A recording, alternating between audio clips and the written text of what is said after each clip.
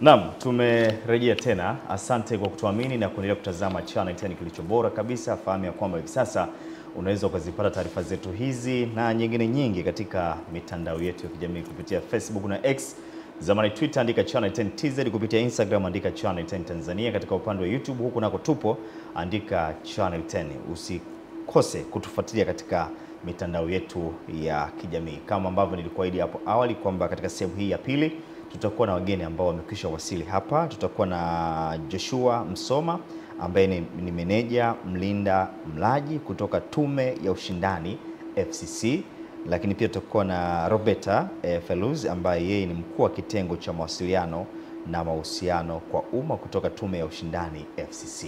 Najua mara kadhaa umekuwa ukisikia Tume ya Ushindani FCC. Je, umekuwa ukifahamu kwamba ina majukumu gani? Lakini pia Tume ya Ushindani ni nini? Kwa nini ilianzishwa? Je, wewe ni mlaji wa nini? Kwa sababu sisi wananchi bwana tunakula vitu vingi sana sisi. Kuna kula pia tunakunywa pia. Kwanza ni habari ya subiri za. Salama kabisa. Ndio, huko Tume ya Ushindani wanasemaje huko? Namshukuru Mwenyezi Mungu, tuko vizuri. Tumewaletea ujumbe wananchi wa maadhimisho ya siku au wiki ya walaji duniani. Sawa sawa.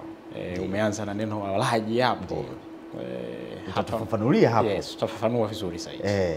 Maana ndugu yangu Emili hapa ni mtu akupenda sana kula. Na mlindaji Emili.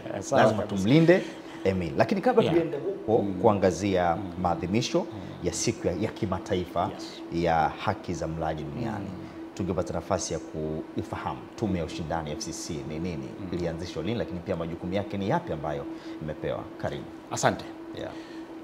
Tume ya Ushindani ni chombo cha serikali kilichoanzishwa na sheria ya bunge namba 8 ya mwaka 2003 na marekebisho yaliyofanyika mwaka 2024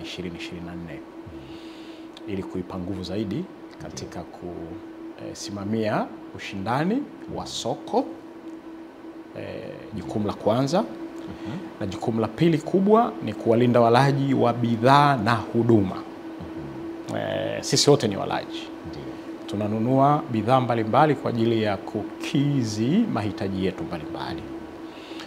Na vile vile tunanunua huduma mbalimbali kwa ajili ya kukidhi mahitaji yetu ya kila siku. Na jukumu la tatu ambalo tume imepewa ni kupitia sheria ya alama za bidhaa ya mwaka 1963 na marekebisho yake, kupambana na bidhaa bandia katika soko la Tanzania. Kwa kifupi, tume imepewa majukumu matatu kutumia sheria mbili. Sheria ya kwanza ni sheria ya ushindani namba 8 ya mwaka 2003 ambayo imetoa majukumu mawili: kumlinda mlaji wa bidhaa na huduma, sawa, na pili, kusimamia kanuni za ushindani katika soko la Tanzania bara.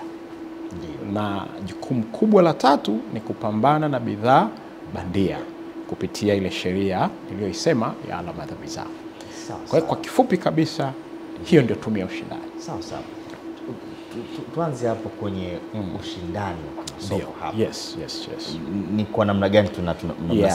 Okay. Sasa kwenye eneo la ushindani kwa ufupi, tume inaangazia mienendo na kanuni za ufanyaji biashara katika soko. Miongoni mwa wazalishaji, wasambazaji na washindani wa soko. Sasa ushindani una kanuni zake.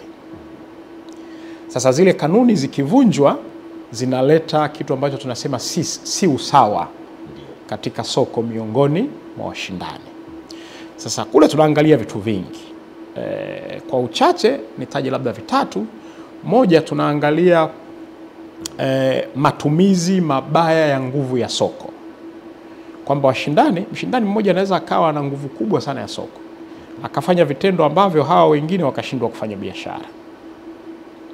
Lakini pili, tunaangalia makubaliano. Yes. Hivyo ni kama inafanyika huko mwenye nguvu anafanya na hao kushindwa kushindana. Matumizi ya nguvu ya soko, vitendo hivyo viko vingi sana. Labda nitaje kimoja au viwili. Ndio. Mwenye nguvu kubwa ya soko anaweza kutumia uwezo wake wa kifedha, moja, kumzuia mshindani asiingie sokoni, sawa. aidha kwa kuuza bei ambayo mshindani hawezi kuiuza, below margin cost wanaita, kwamba tunajua labda kipindi kimoja cha television kama hichi labda price yake ni X. Sasa mimi kwa sababu ni mshindani wako na nina nguvu sokoni, nitakitoza kwa bei ya chini ambayo wewe huwezi kuafford. Sawa. Baada ya muda utatoka sokoni. Lakini tunasema huyu anaweza akaongeza ukiritimba. Ukiritimba ni monopoly sasa sisi kwenye ushindani tunasema ukiritimba ni shetani. Ndio. Sisi tunapenda washindani wawe wengi. Sawa. Wanaotoa hizo huduma zinazofanana ili kuongeza ufanisi katika uzalishaji. Ndio. Ili kuleta bei za kishindani. Ndio. Lakini na sisi walaji sasa tunapata chaguzi. Kwamba badala ya kuchagua huduma kutoka kwa mzalishaji X ambaye labda yuko peke yake sokoni, wanaweza kawa wako 10. Ndio. Umeona bidhaa zitakuwa bora zaidi, prices au bei zitakuwa za kishindani. Ndio.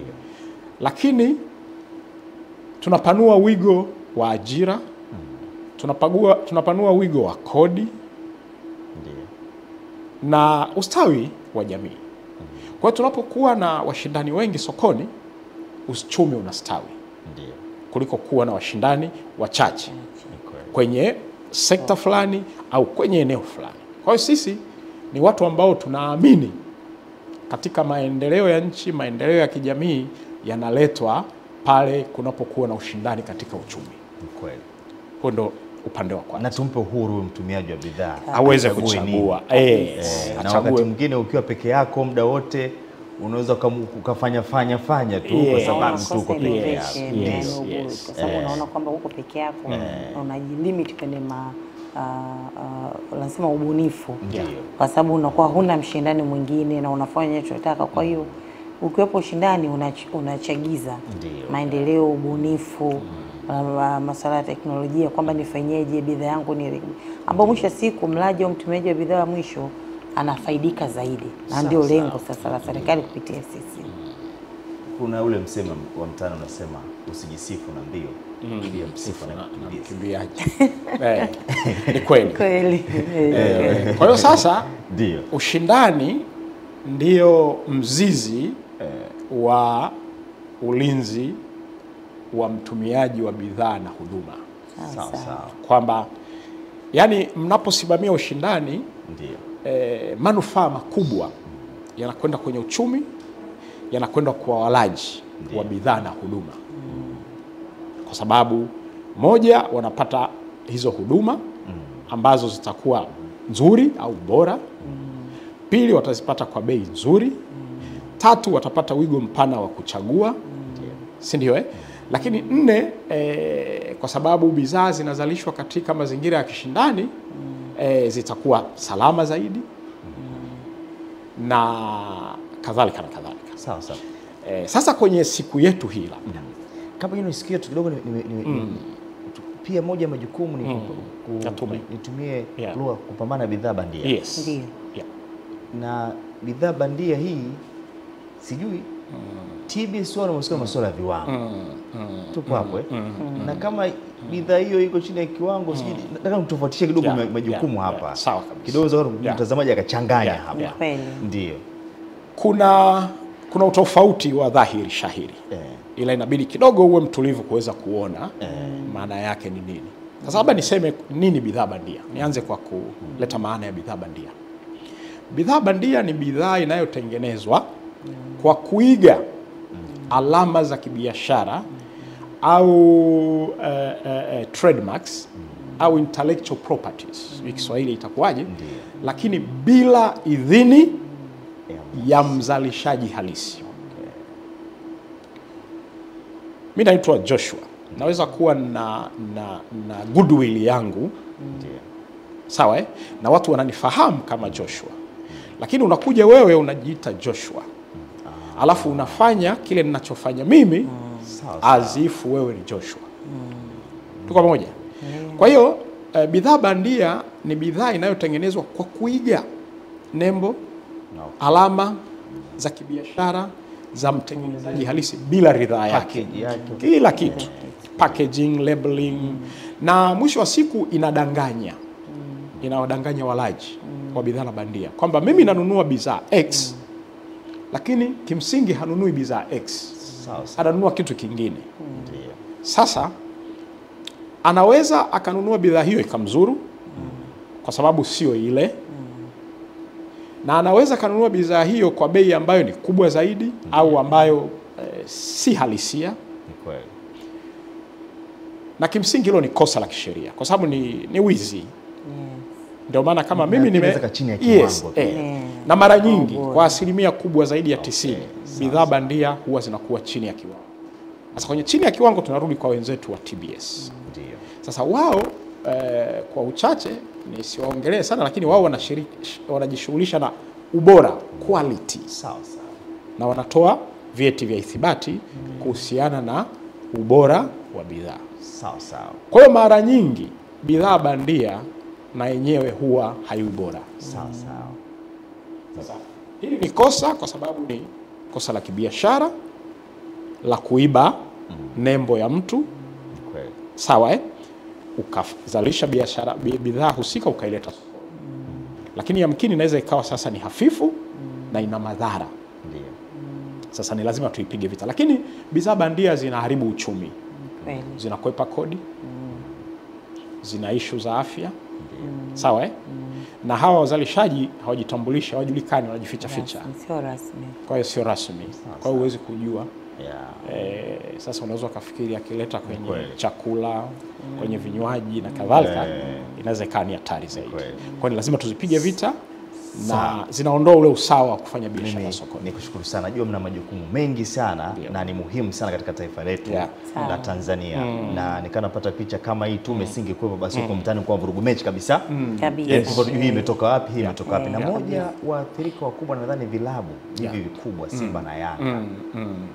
Moja tumesikia mara kadhaa wakiwa wanalalamika hivi, lakini pia tunashukuru mamlaka nadhani mlishiriki kuingia mtaani huko kuwakamata baadhi ya hao ambao wanahusika na masuala hayo na kuwapeleka katika vyombo mbalimbali vya kisheria. Turudi kwa dada Roberta Feruzi ambaye yeye ni mkuu wa kitengo cha mawasiliano na mahusiano kwa umma.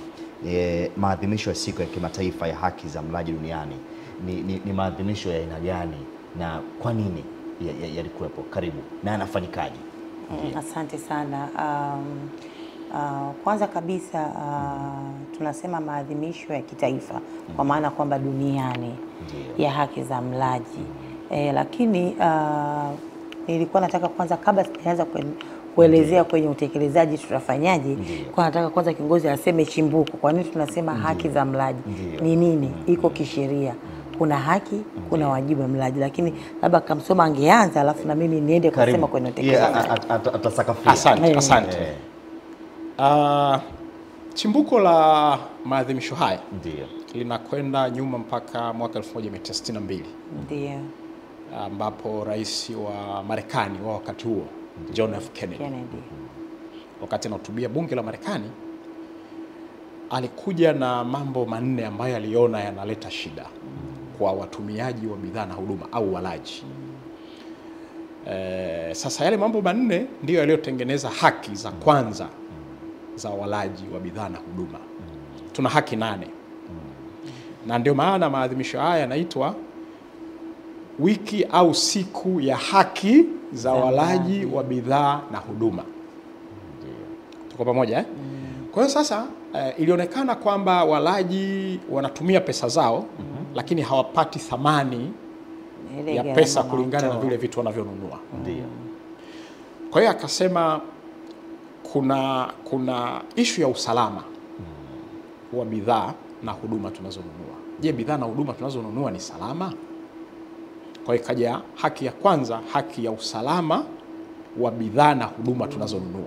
Unajua unaweza kununua kitu alafu kikakudhuru Ni kweli. Lakini akasema hawa walaji wananunua vitu mbalimbali lakini wana uchaguzi. Wanaweza kuchagua kutoka product A kwenda B kwenda C ili kukidhi matarajio yao. ikaonekana wanahitaji kuwa na haki ya kuchagua bidhaa na huduma. Sasa wasilazimishwe kwenda kwa mtoa huduma mmoja au wazalishaji wa aina moja. Kwa kama zile bidhaa ni tunaita ni homogeneous, uweze kwenda kama ni maji basi uamue utanunua maji gani. Yapo. Sawa Lakini tatu akasema hawa watu wana tatizo la kupata uelewa wa soko, uelewa wa bidhaa. Kwa hiyo wanahitaji kupatiwa elimu. Kwa ikawa ni haki ya 4. Haki ya 3. Na haki ya 4 ni haki ya kutatuliwa matatizo wanapokumbana na changamoto sokoni wakati wa kununua bidhaa na kadhalika. Kwa hiyo baada ya hizi haki 4, shirika la Umoja wa Mataifa la biashara UNCTAD ikaziridhia na kuongezea nyingine 4. Na maadhimisho haya yalianza sasa rasmi mwaka 1983 mpaka leo. Yanaadhimishwa kila tarehe 15 ya mwezi Machi ya kila mwaka. Ndio inakuwa kilele cha maadhimisho. Lakini huwa dunia nzima inatembea wiki nzima kabla ya tarehe 15 kwa ajili ya kuwaelimisha walaji wa bidhaa na huduma duniani kufahamu haki zao, kufahamu wajibu wao na kuchukua hatua pale inapobainika sokoni sasa kuna mienendo hadaifu, danganyifu na kandamizi, ili mamlaka zichukue hatua.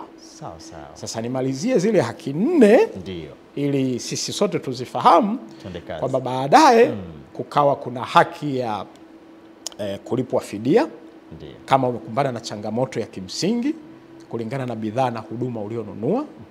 Lakini kuna haki ya kuwa na mazingira kama itanisababisha madhara sasa. Yes. Mazingira endelevu kwa maana ya tuwe na environmental conscious. Tunatumia bidhaa na huduma lakini na zenyewe kwa namna moja au nyingine zinaathiri mazingira yetu, si ndio? Kwa lazima tuwe na haki hiyo na kuelewa kutokana na hizo bidhaa na huduma tunazofanya tunazonunua. Lakini kuna haki ya kukusanyika. Hawa walaji wa bidhaa na huduma wana haki ya kuunda vyama vyao, wana haki ya kujitetea, wana haki ya kusema ili na wao sauti zao zifanyaje? Zisikilizwe, zisikike. Na bidhaa na huduma zinazoletwa sokoni ni kwa ajili ya sisi. Kwa hiyo wazalishaji wana wajibu wa kuzalisha bidhaa na huduma zinazokidhi mahitaji yetu. Labda kwa uchache tuishie hapo, alafu tutaendelea zaidi. Kwa hizi bidhaa ni zile ambazo zinazalishwa nchini pekee? Ni bidhaa zote, kwa sababu kuna bidhaa nyingine ambazo zinatoka nje. Zote, aidha zinatoka nje, aidha zinazalishwa hapa. Sawa. Maadamu zinakwenda kwa walaji wa Kitanzania, ni lazima zisiwe hadaifu, zisiwe danganyifu na ziweze kukidhi matarajio yetu. Kama unanunua maji, lengo lako ni kukata kiu, si ndio? Basi maji yakate kiu, yasiongeze kiu. Ole maji yasikate kiu. Sababu unajua kama yamekata kiu hajakata kiu. Sasa ndio ile shughuli nyingine. Sababu shughuli kulikuwa nimekunywa maji. Hajakata kiu. Kwa hiyo sasa hizi huu mwaka kuna kauli mbiu. Kila mwaka huwa kuna kauli mbiu. Mwaka huu kauli mbiu ni haki na maisha endelevu kwa walaji. Imetolewa kutoka kwenye Kizungu ambayo inasema it's a just transition to sustainable lifestyle. Kwa hiyo inaleta nini? Inataka tuishi na kuhakikisha kizazi kijacho kitapata rasilimali za kuendelea kuishi. Tusiishi kama sisi ndio wa mwisho kwenye dunia hii, tunaishia hapa. Kwa hiyo matumizi ya rasilimali zetu wakati tunazitumia tufikirie na vizazi vijavyo. Lakini maisha yetu hakika hii theme kwa maana ya moto ya mwaka huu inataka tuzingatie afya zetu wakati tunafanya manunuzi na matumizi yetu. Lifestyle. Kumekuwa na wimbi la magonjwa kulingana na namna tunavyoishi. Kwa hiyo ni wajibu wetu sasa kuangalia maisha yetu na matumizi yetu ya huduma na bidhaa yanatupa usalama, yanaleta mazingira mazuri kwa maana ya environment. Sawa, ni endelevu. Hawa wanaokuja wajukuu zetu na nini wataendelea kuenjoy, au sisi ndio tunasema sisi ndio tumebaki na dunia tunamalizia. Kwa hiyo ndio elimu inayotembea na kuchagiza sasa. Sawa. Kwa upande kutokana na muda tuangalie tunaadhimisha vipi sasa? Ni wapi kuna, kama nakumbuka vizuri sema tuna haki ya kukutana pia kama walaji. Yes. Na haki ya kuunda vyama vyenu vya kisekta, mjadili, mzungumze. Na hivi vyama vipo hapa nchini Tanzania? Vipo, kuna mabaraza ya walaji. Yapo katika makundi tofauti ambao ndio watetezi wa walaji hao. Sawa. Lakini nafikiri kikubwa ukiangalia kwenye kama ambavyo amesema Bwana Msoma, kwa kauli mbiu hii na kwa kupitia FCC na kwenda kwa walaji, na sisi kwa FCC kama chombo ambacho tunasimamia, tunasema kwamba katika mazingira tofauti, tukisema yale maisha endelevu, kuna maeneo mengi ambayo pia lazima tuyasimamie, lazima tuhakikishe kwamba yanatunzwa na kuhifadhiwa. Tunaongea pia katika upande wa mazingira, bidhaa tunazotumia au huduma tunayonunua, tuhakikishe kwamba haiwezi kuathiri kwa mfano katika eneo la mazingira, kwa sababu pia lazima tulinde kwa kizazi kijacho, kwa sababu unaona pia hata serikali inazungumza sana kuhusu masuala ya mazingira. Lakini kija kuangalia kwa upande wa afya, kauli mbiu inaingia pia katika huduma kwenye masuala ya ulaji, katika masuala ya NCDs, magonjwa yasiyoambukiza. Kwa hiyo unaongea kuhusu ulaji wa kiasi gani, huduma unayopata kama ya chakula unasema ukinywaji, au huduma nyingine ya matibabu, au huduma nyingine ya maisha kwa huduma.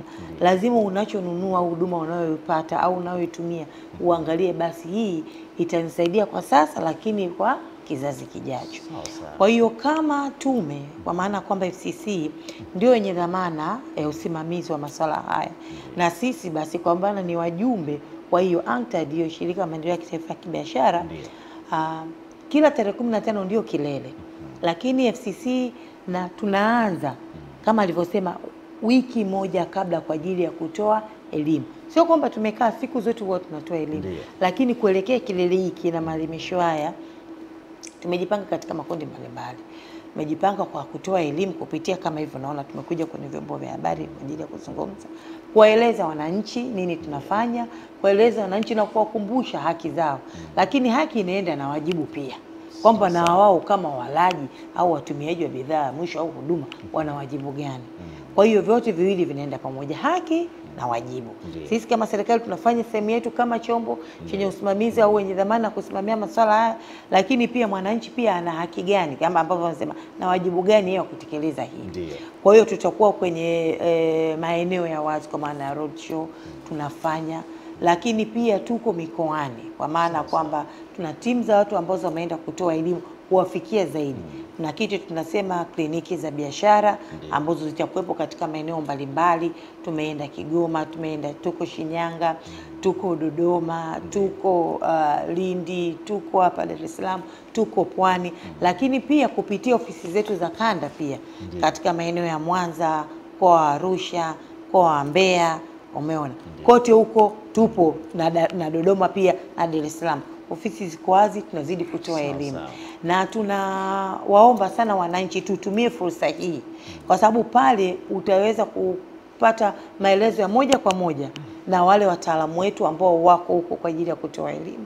Watu wajue haki zao, lakini pia wajue wajibu wao na kufanya maamuzi sahihi pale wanapoenda kuchukua huduma ya mwisho, kwa sababu wao mwisho wa siku ndio wenye maamuzi sahihi ya huduma hii niichukue au nisichukue. Sawa. Kuna swala mgusia wajibu. Kumbe sisi tuna wajibu wetu. Yes. Hakuna haki isiyo na wajibu. Wajibu wetu sisi ni upi kama walaji? Wajibu wa walaji wa bidhaa na huduma, moja, ni kutafuta taarifa sahihi kabla ya kufanya maamuzi ya kununua huduma au bidhaa. Wenzetu wanaita window shopping. Tunazipata wapi hizo taarifa? Taarifa zinapatikana aidha kwa wauzaji, kama vitu tunavyonunua ni vitu vya kawaida, lakini kama ni vitu ambavyo vinahitaji utaalamu zaidi, ndio maana tunashirikisha wataalamu, mafundi, sio? Unataka kujenga, uliza, unataka kujenga hichi, unapata taarifa. Hilo ni jambo la muhimu, kwa sababu tunasema mlaji mwenye taarifa sahihi anafanya maamuzi sahihi sokoni, hadanganyiki. Sasa Mlaji mwenye taarifa sahihi ya nini anakitaka sokoni ana nafasi kubwa ya kufanya maamuzi sahihi. Nitoe mfano labda tu wa simu. Hujawahi kuona mtu ameuziwa simu ya aina moja bei tofauti? Mmoja kanunua laki, mmoja kauziwa 50, mmoja kauziwa 2,500. Lakini ni kwa sababu tu hakufanya uchunguzi, hakutaka kupata taarifa kuhusiana na huduma hiyo. Lakini mlaji ana wajibu wa kutoa taarifa pale anapoona soko au huduma anayoinunua ina changamoto kwa mamlaka husika, ili mamlaka ziweze kuchukua hatua. Sisi walaji tunawaita ni washirika wetu katika kufanya uchunguzi wa mienendo hadaifu, danganyifu sokoni. Ndio. Sawa Lakini ana wajibu wa kulalamika kama kuna kitu anaona hakiendi sawa kuhusiana na bidhaa au huduma sokoni. Kwa mfano, tunasema bidhaa haieleweki, lakini yamkini wewe pale nyumbani kwako unapokaa pana kiwanda bubu. Umekaa umenyamaza tu. Lakini madhara yanakwenda kwa wetu wote sote. Kama bidhaa italeta madhara, itauzwa Mbeya, itauzwa Mwanza, itauzwa wapi? Tuna shangazi zetu, tuna wajomba zetu, tuna bibi zetu huko wataathirika. Na mwisho wa siku tutatuma hela za matibabu ni sisi. Sio umeona Lakini vile vile tumesema wana wajibu wa kukusanyika, kujadiliana kuhusiana na changamoto zao. Ndio. Kwa hiyo tunasema hakuna haki bila wajibu. Wajibu wa kutoa taarifa, wajibu wa kulalamika, lakini wakati mwingine wana wajibu wa kuchukua hatua tena hata za kisheria. Sawa. Na tunasema walaji wetu wengi ni wanung'unikaji, sio walalamikaji. Tofauti ya mnung'unikaji anamwachia Mungu mlalamikaji anachukua hatua. Ananung'unika moyoni mwenyewe. Tafanya nini? Kumbe unacho cha kufanya. Unacho cha kufanya. Na unaweza ukafanya kikasaidia watu milioni au milioni 3 kwa kutoa tu hata taarifa.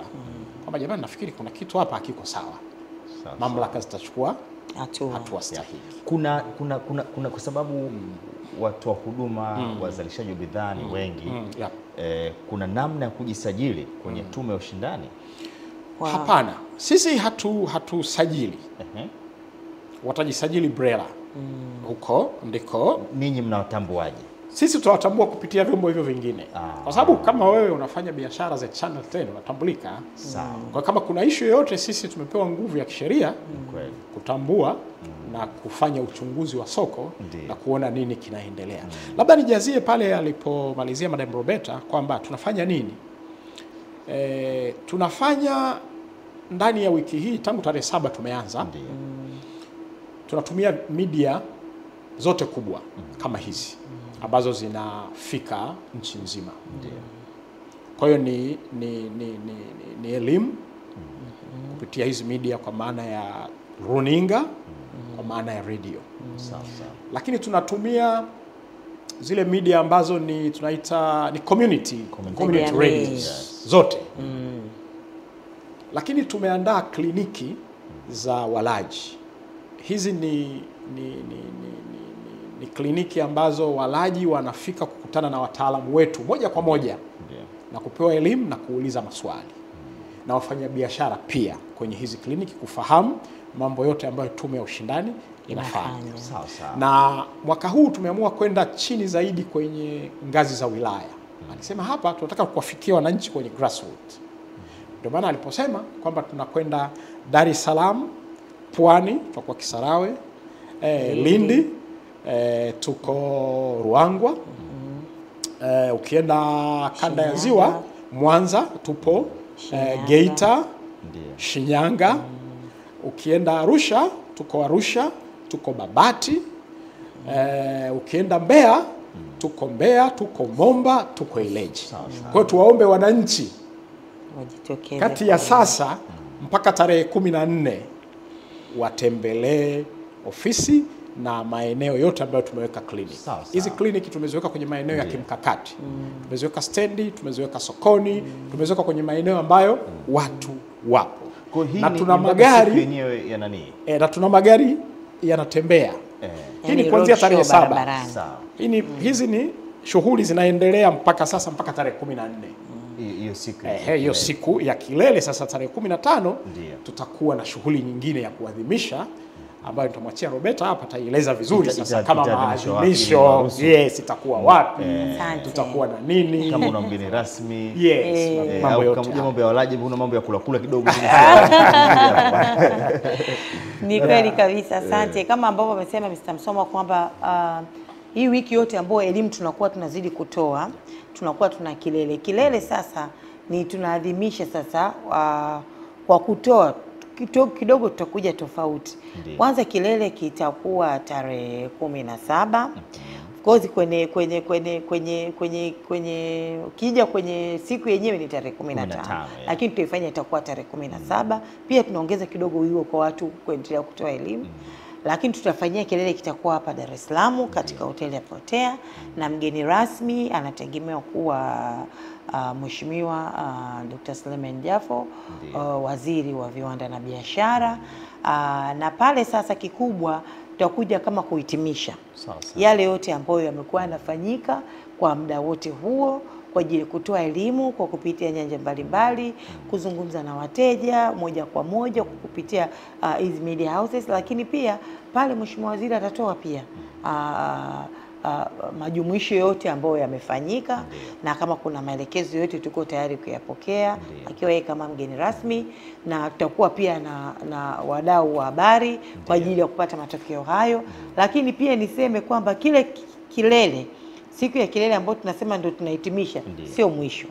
Sisi FCC tunaendelea kutoa elimu, tunaendelea kuwahudumia wananchi. Kwa ofisi zetu ziko wazi, na elimu hii pia inaendelea kupitia pia kwenye platform zetu mbalimbali, kwa mfano kurasa zetu za mitandao ya kijamii, lakini kupitia tovuti. Tunayo simu ya bure, ningependa pia kuitamka hapa, ambayo ni 0800110094. Hii simu ni kwamba tume imeichukua gharama ya kupiga yule mtu inakuja kwetu. Kwa hiyo ukipiga kwako, ni maana tunasema simu ya bure, kwa sababu kwako ukipiga ile namba haitakuwa na makato yoyote. Iko wazi masaa 24 kwa ajili ya kupokea pia maoni, ushauri, malalamiko, kujenga, kwa sababu mwisho wa siku tunasema swala zima la kumlinda mlaji ni sisi wote wawili, serikali kupitia FCC, lakini pia mwananchi naye ndio ule wajibu ambao amesema.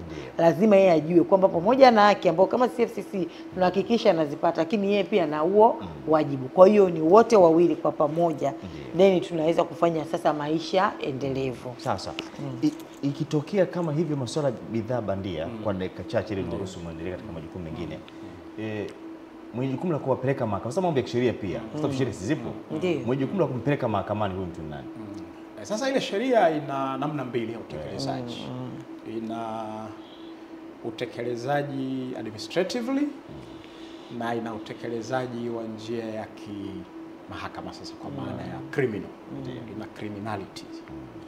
Sasa kwanza tume imepewa nguvu ya kuzitafuta, kuzikamata, kuziteketeza na kupiga faini. Bahati mbaya au nzuri, faini zake ni kubwa sana. Kwa hiyo tuwaambie tu wananchi na wale wafanyabiashara ambao si waaminifu, ni kosa la kisheria, na faini zake ni kati ya milioni 10 mpaka milioni 50, na mzigo wote ukikamatwa unateketezwa. Na niseme tu kwamba kuna watu wamechukua mikopo, wameenda nchi fulani kununua bidhaa milioni 300 B na kadhalika, zimekamatwa, zimeteketea, na utabaki unalipa mkopo. Hasara kubwa. Na unaweza kaenda jela mpaka miaka 15. Na unaweza kuchanganyikiwa. Unaweza yani unachanganyikiwa kabisa. Kwa hiyo tuwaombe kabisa, ni biashara mbaya na haikubaliki. Kwa sababu mwisho wa siku inadanganya, inaondoa usawa katika ushindani, hailipi kodi, sawa, na inaleta madhara kwa mtumiaji wa mwisho, kwa maana ya sisi. Kwa hiyo sisi kwa kweli hapo tuko kidogo serikali imetupa nguvu kubwa mno. Na kama ambavyo nimesema ni tume muhimu sana hasa katika uchumi wetu hapa nchini Tanzania, lakini pia kwa kumlinda huyu mlaji wa bidhaa. Sana. Niwashukuru sana. Asante sana kwa kuja Joshua Msoma, meneja mlinda mlaji. Shukrani sana. Lakini pia asante sana kuja dada yetu Roberta Feruz, mkuu wa kitengo cha mawasiliano na mahusiano kwa umma kutoka Tume ya Ushindani FCC. Japo kwa uchache najua umeweza kufahamu nini maana ya Tume ya Ushindani FCC, majukumu yake na umuhimu katika taifa letu la Tanzania. Tunapata mapumziko na mimi niwaruhusu waelekee kwenye majukumu mengine kwa sababu hii wiki kidogo wako busy kweli. Mimi ni Emmanuel Makapotea, tutarejea hapo kwa ajili ya kuendelea kudadavua na kuchambua taarifa mbalimbali ambazo zimeweza kutufikia katika meza hii ya Baragum Live kupitia Channel 10 kilicho bora kabisa. Endelea kuwa nasi na baki na sisi.